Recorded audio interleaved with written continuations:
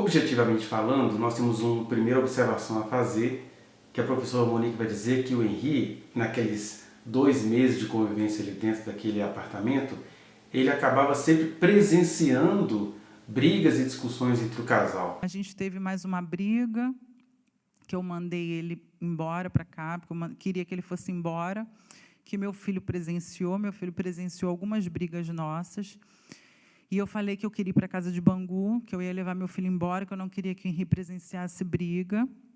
E aí foi um evento assim bem particular, que o Henri viu eu colocando as roupas dele todas na mala, e o Jairinho começou a pular em cima das roupas do Henri, pisar em cima de todas as roupas do Henri. E eu comecei a chorar, e aí eu peguei o meu filho e falei assim, eu vou embora, sem roupa, sem nada. Ele falou, se você for embora, você não vai voltar e não vai pegar mais nada que é seu. Aí eu fui para outro quarto, fiquei com meu filho, e o Henri chorando muito. O Henri não dormia sozinho no quarto, ele dormia comigo no quarto dele, ou ele dormia na minha cama junto com o Jairinho. Ou ele dormia na minha cama. Era ele, eu empurrava a poltrona de balanço que a gente tinha, eu dormia no meio, e o Jairinho dormia no canto esquerdo do quarto. Ou eu dormia no quarto do Henri, na bicama. Sendo que, quando eu dormia no quarto da bicama, o Jairinho sempre reclamava porque ele queria que eu dormisse no quarto, que eu colocasse o Henri para dormir sozinho e que o Henri, se ele acordasse de madrugada, ele viesse até o meu quarto e dormisse comigo. Mas eu não fazia dessa forma, porque o meu filho estava acostumado a dormir comigo desde o início. E, em alguns momentos, o Jairinho ele achava ruim do Henri dormir na cama com a gente, porque ele acordava muito de madrugada, e aí ele saía simplesmente do quarto e ia para o quarto de hóspedes, dormir no quarto de hóspedes. Enfim, isso aconteceu algumas vezes.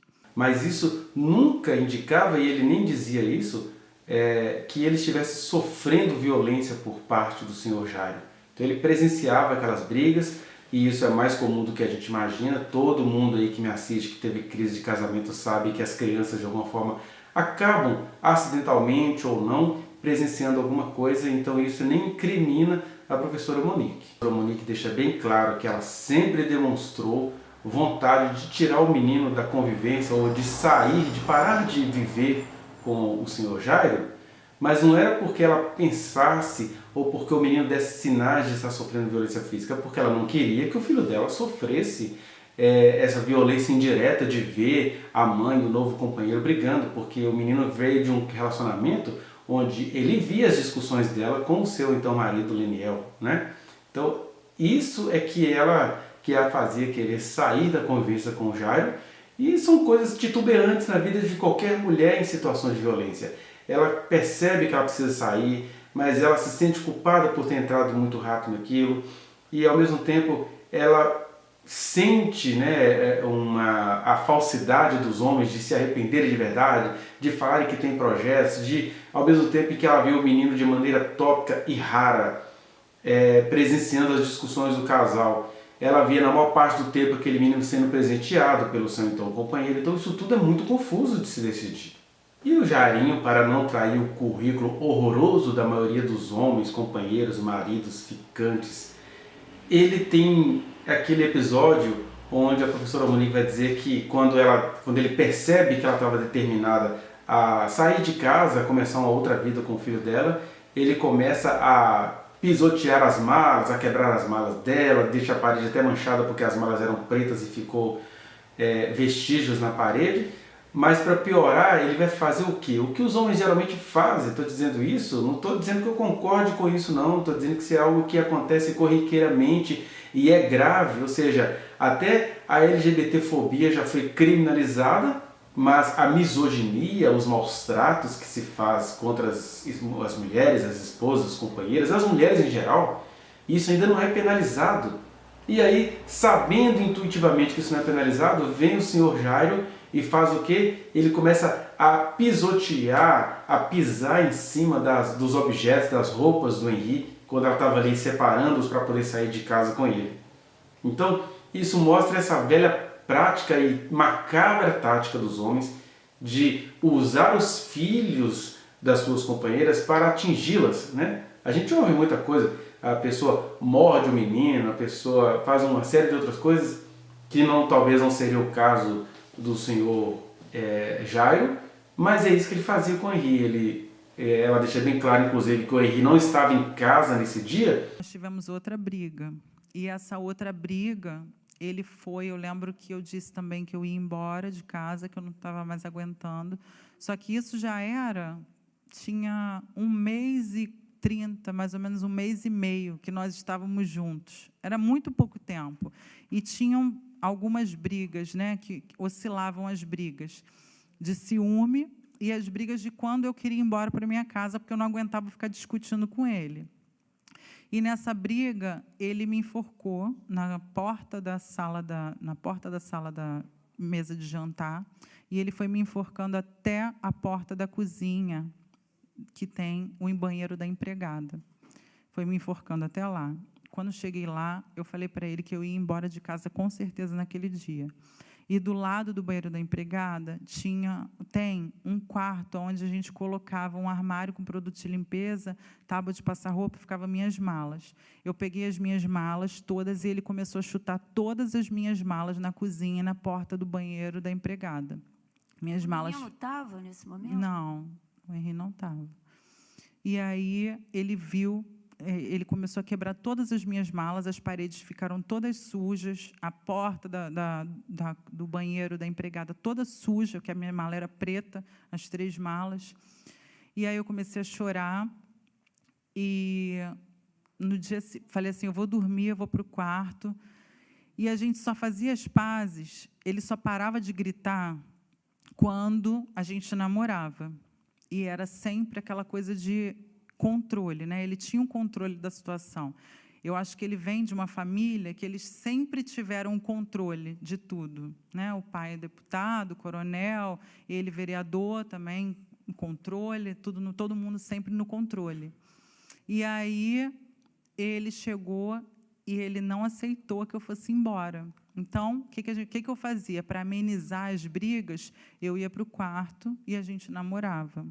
Só que todas as vezes que a gente... Isso pode falar, Vossa Excelência? Pode falar o que a senhora quiser. Tá.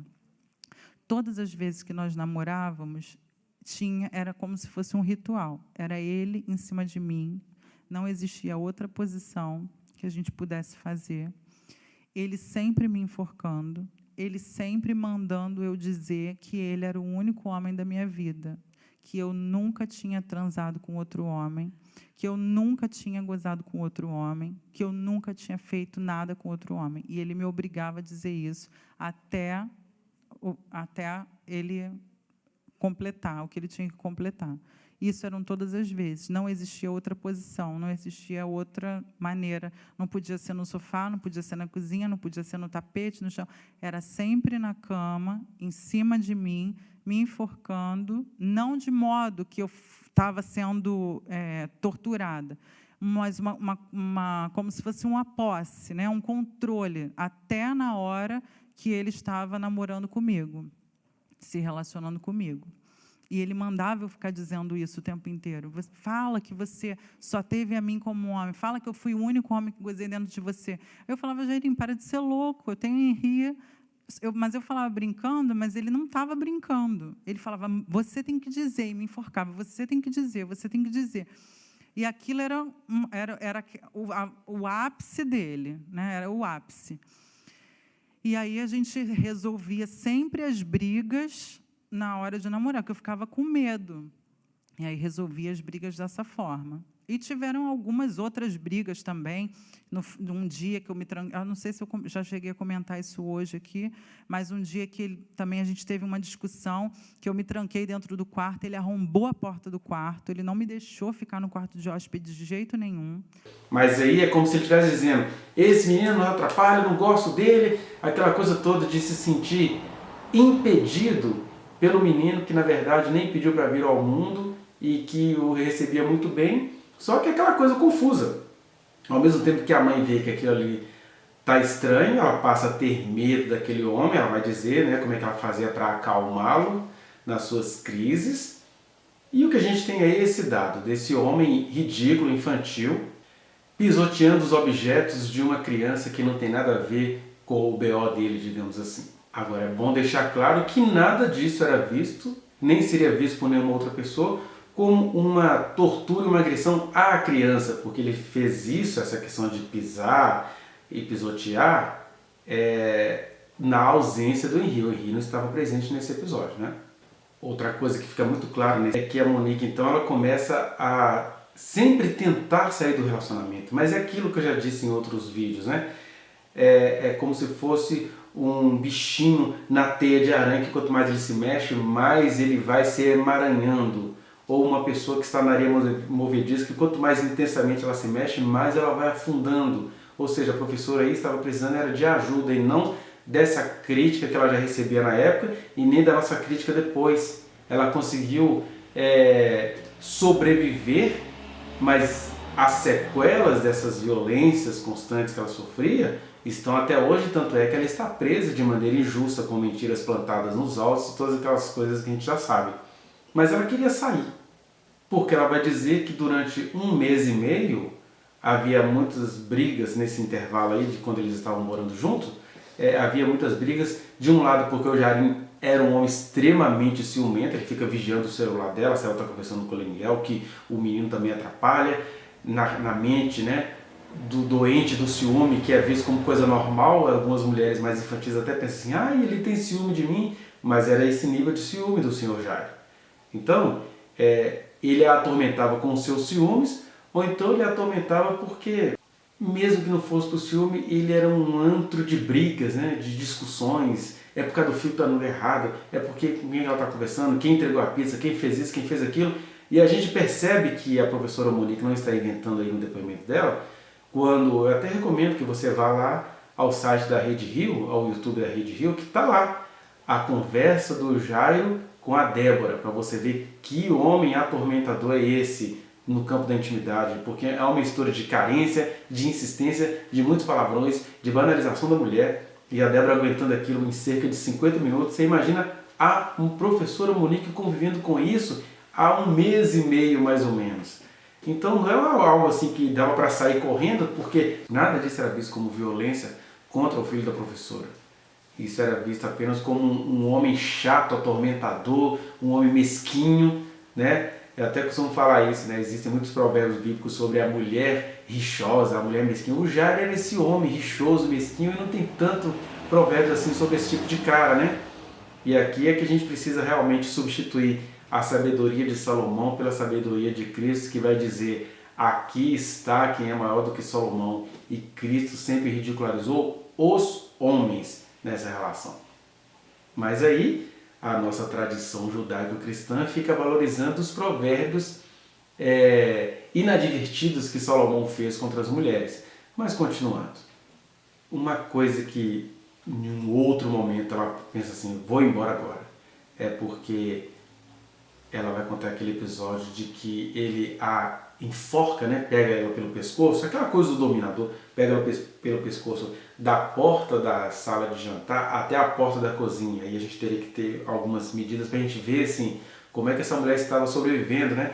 E aqui eu até me lembro de um comentário chulo que o ex-marido dela fez, né? Era mais fácil ela ter batido no Jairo do que o Jairo bater nela, só porque a ex-esposa dele gosta de fisiculturismo, de atividades físicas, de musculação, alguma coisa do tipo.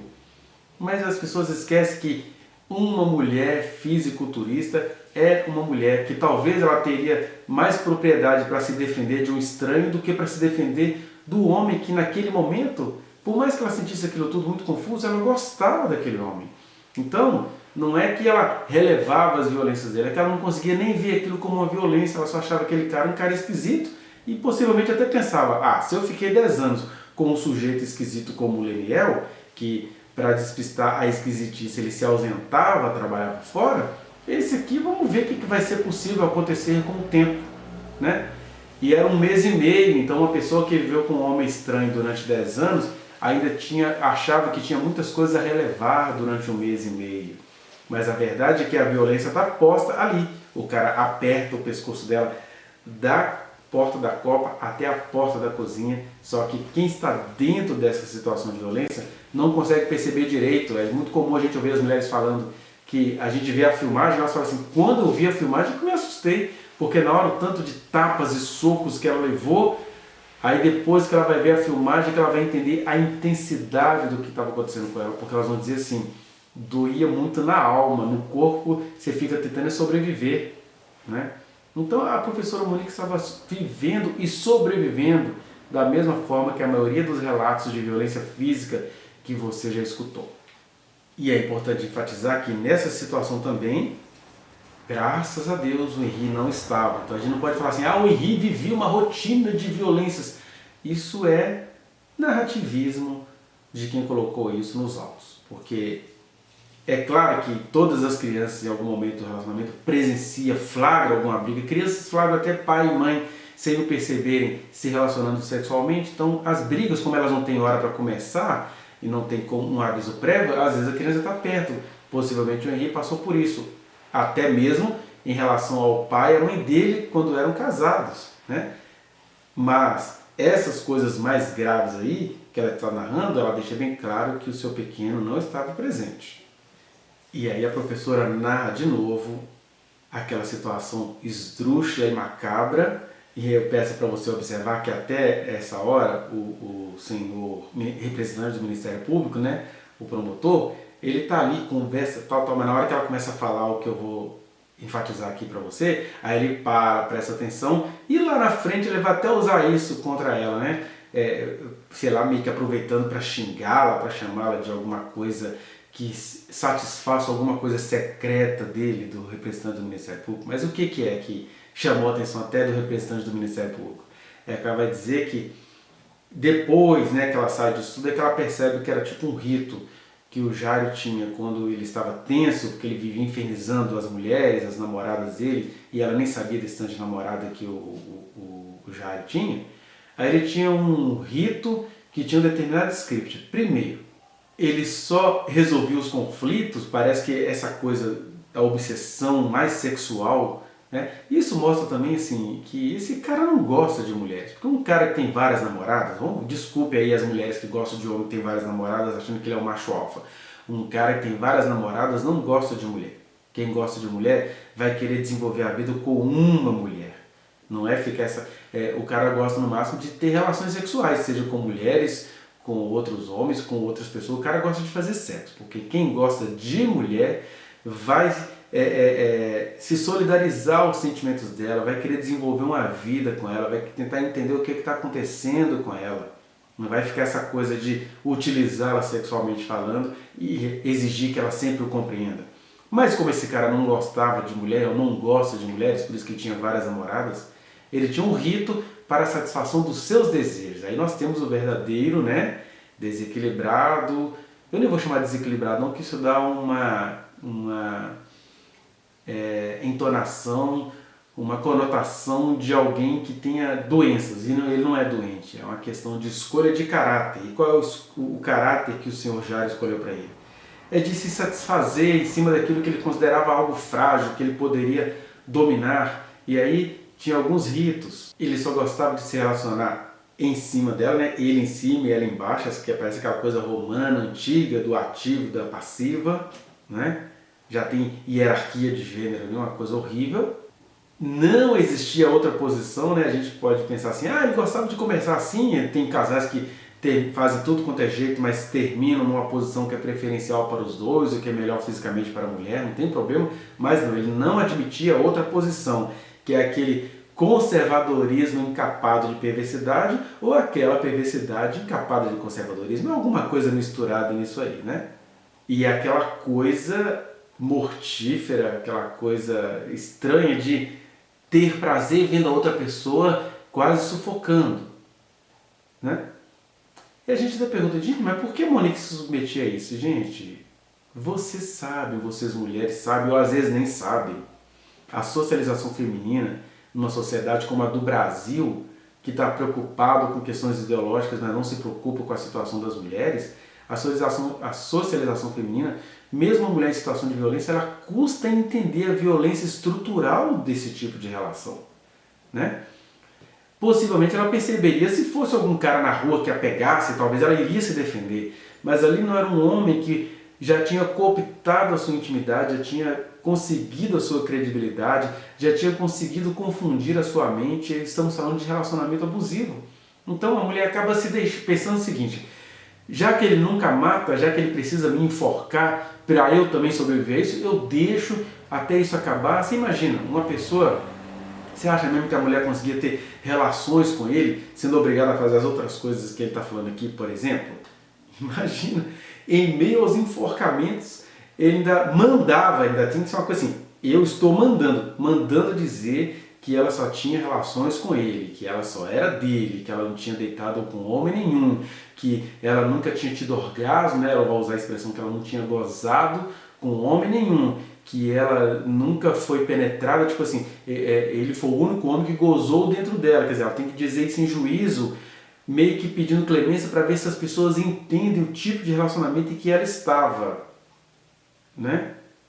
E aí alguém fala assim: mas porra, essa mulher conta isso tudo, por que ela se submetia a isso tudo? Porque a coisa não é assim, preto no branco, ou Jairo aqui e Monique aqui, não, era tudo muito misturado. E lembre-se que no vídeo anterior eu disse isso: Monique estava imersa em 4 vetores aí muito poderosos: as suas tradições familiares, valores religiosos, costumes e tudo lá da família dela, a questão do ex-marido, que no meio dessas violências a voz dele estava ali em potencial, como que dizendo: tá vendo, Monique, tu me largaste um casamento, eu tentei me aconselhar com a igreja e você agora está aí com este homem. Então a voz está ali, que era a mesma voz que dizia para o filho dos dois: Henri, a bunda da mamãe só é do papai e do Henri, mamãe roubou o carro do papai. Então as vozes ocultas de Leniel estavam aí. Terceira situação que a Monique estava imersa era exatamente esse relacionamento com o Jairo, que veio com muitos agrados, muita gentileza, muita eficiência e ao mesmo tempo muita violência, substituído também com muitos pedidos de perdão, como acontece com várias mulheres que me assistem agora e sabem do que eu estou falando.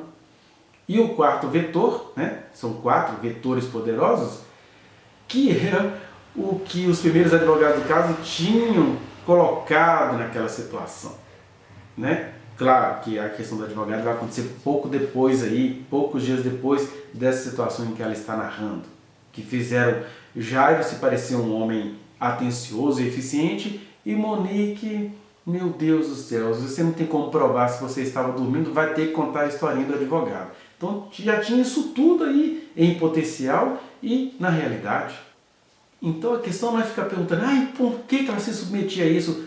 Quantas e quantas mulheres que estão me assistindo agora, que estão precisamente no meio disso, que até se livrariam se fosse um homem estranho. Aliás, as estatísticas mostram isso, né?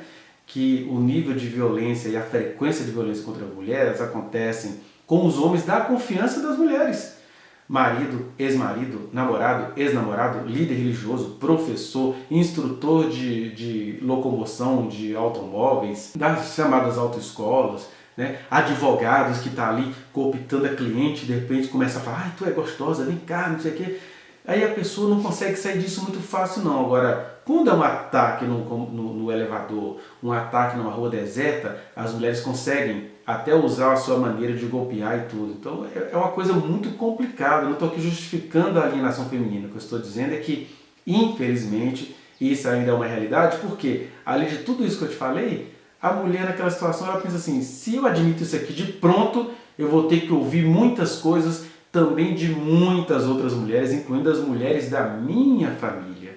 Esse é o drama das mulheres, essa é a solidão das mulheres e essa é a solidão da professora Monique. A gente tem que pensar nisso. Não estou aqui passando pano para ela não, estou dizendo que a gente precisa reconhecer essa realidade, porque a situação da professora é a mesma de milhares de mulheres que me assistem nesse momento e que gostariam muito de serem compreendidas nisto. Só tem um maldoso nessa história, que é o senhor Jairo, que está preso.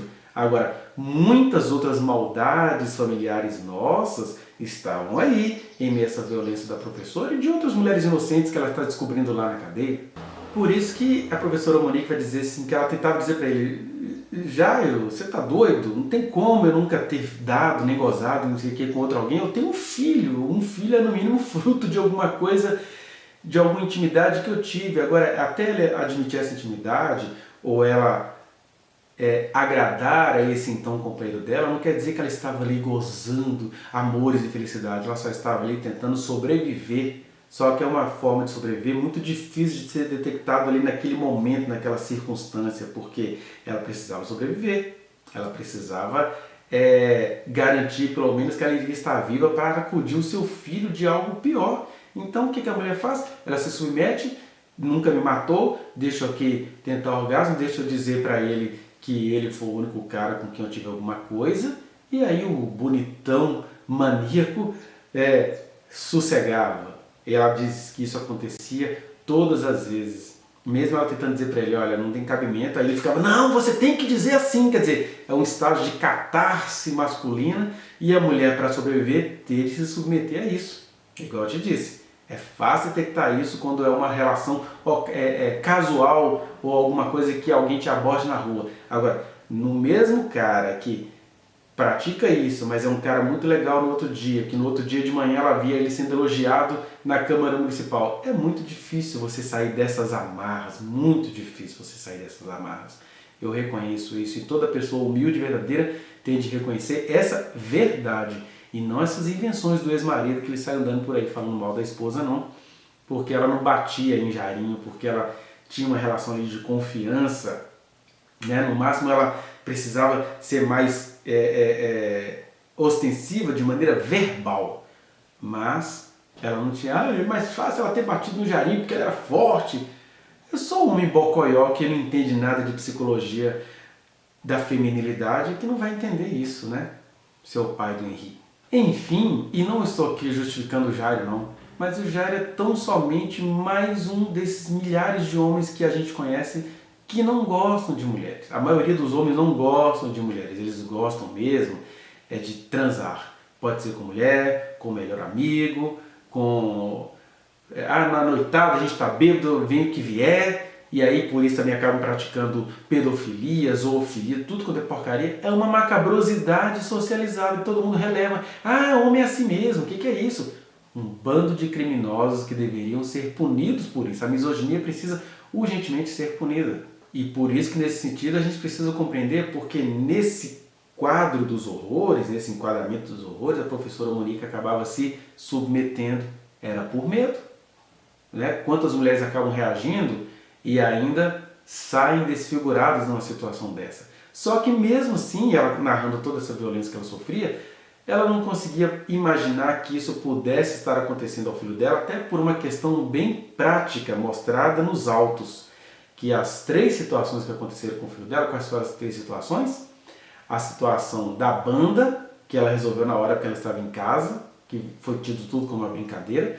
A situação do vídeo que o menino manca e que a babá vai dizer que estava tudo bem, né? E eu sugiro que você assista esse vídeo do menino mancando para você ver se ele tem ali feições de tristeza. E a terceira situação foi na situação da morte do menino, que na verdade a professora Monique não sabe dizer o que aconteceu porque ela estava dormindo e ela acordou com seu filho morto, ainda achando que ele pudesse estar vivo. Então foram 3 situações isoladas, em contraste com essas situações frequentes de violência contra ela, que ela também custava a detectar e que ela também, as mulheres não falam fácil assim das violências que elas sofrem, não. É muito vergonhoso você admitir para você mesma isso, eu entendo perfeitamente.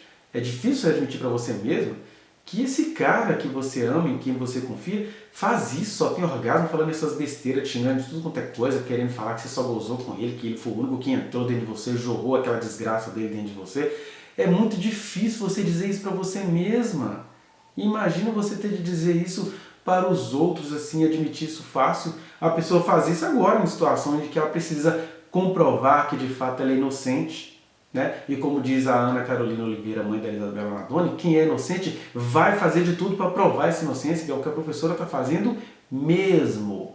Então eu entendo perfeitamente da dificuldade de uma mulher falar isso, porque não precisa nem ser violência sofrida por um homem da confiança dela, porque as mulheres têm dificuldade de falar dessa violência sofrida por um homem da confiança dela, né? Basta também, não precisa ser só essa violência sofrida pelo companheiro, Se vocês forem se dar o trabalho de pesquisar aí na internet, ouvir o depoimento de algumas pessoas que sobreviveram à ditadura militar, por exemplo. Tem um cantor, eu me esqueci o nome dele, que ele sobreviveu às torturas da ditadura. E ele vai dizer o seguinte, olha, eu custei admitir para mim o que acontecia comigo. Que ele vai dizer que as pessoas deixavam ele nu e aí torturavam ele em cada um dos testículos dele, colocavam uma coisa na cabeça dele para fazer as coisas, ele ficava pensando assim, eu não acredito que eu estou nisso, o que eu fiz de errado na vida para estar nisso aqui? E ele custou a contar para ele mesmo tudo que ele passou, e aí depois ele começa a falar, inclusive, que ele tem vergonha, porque ele falou assim, a gente não sabe se fica com ódio daquilo ou com muita vergonha de ter passado por aquilo, porque a gente se sente culpado por estar passando por aquilo. Quer dizer, se um homem diz isso, pelo que ele passou nas mãos de estranhos, de alguns militares, inclusive, nitidamente sociopatas, perversos, né? Porque depois de toda a tortura, fala assim, agora você vai cantar para nós. Né? Então, se eu encontrar, eu vou deixar o link aqui para você assistir o depoimento dessa pessoa, para você ver que se para um homem foi difícil falar do que lhe acontecia por parte de estranhos, como é que vocês exigem que a professora Monique tenha rapidez e eficiência para admitir o que aconteceu com ela por alguém que ela amava, que era íntimo dela, que a cooptou, que a iludiu, por mais que ela seja uma professora criteriosa, uma excelente diretora de escola, nem ela e nem nenhuma mulher consegue admitir isso facilmente, não consegue. Talvez esse seja o drama das mulheres que precisa ser entendido pelo Poder Judiciário. E é exatamente por isso que o Brasil tem acordos com a ONU. Né? Tem os acordos lá, que é o acordo do Japão, tem vários acordos, que eu esqueci o nome deles aqui agora, que vão mostrar o seguinte, por causa dessa especificidade toda, que é psicologicamente comprovada, sociologicamente comprovada, antropologicamente comprovada, de como a mulher reage às violências que ela sofre, ao invés de ficar tendo essas análises baratinhas aí que o senhor Leniel faz, não, era mais fácil ela bater nele, que ela tem porte físico. Que coisa mais feia, vai estudar. E aí, a ONU estudou, os organismos internacionais estudaram e eles dizem que uma mulher numa situação assim, de acusação, ela precisa ser tratada de forma diferenciada, coisa que o Brasil não está fazendo a professora. Então, fique aqui. E se você é uma mulher que tem consciência e quiser até organizar um movimento, não só pela professora Monique, por tantas outras que estão em situação iguais a dela acaba sendo uma situação modelo porque é uma coisa esdrúxula, é uma coisa horrível. Imagina, a mulher acorda com seu filho morto, ela não conseguiu detectar em tempo o que estava acontecendo ao filho dela, como o próprio pai não conseguiu, no começo ele achava que o menino tinha morrido do coração, nenhum adulto conseguiu detectar o que estava acontecendo com o menino. E agora essa mãe não pode ter o luto dela, ela acaba sendo criminalizada em cada sorriso, em cada momento que ela tenta rememorar com o filho dela, procurando alguma coisa daquele filho que ela perdeu de maneira inusitada. E aí a ONU tem acordos acerca disso que não estão sendo cumpridos pelo Poder Judiciário brasileiro.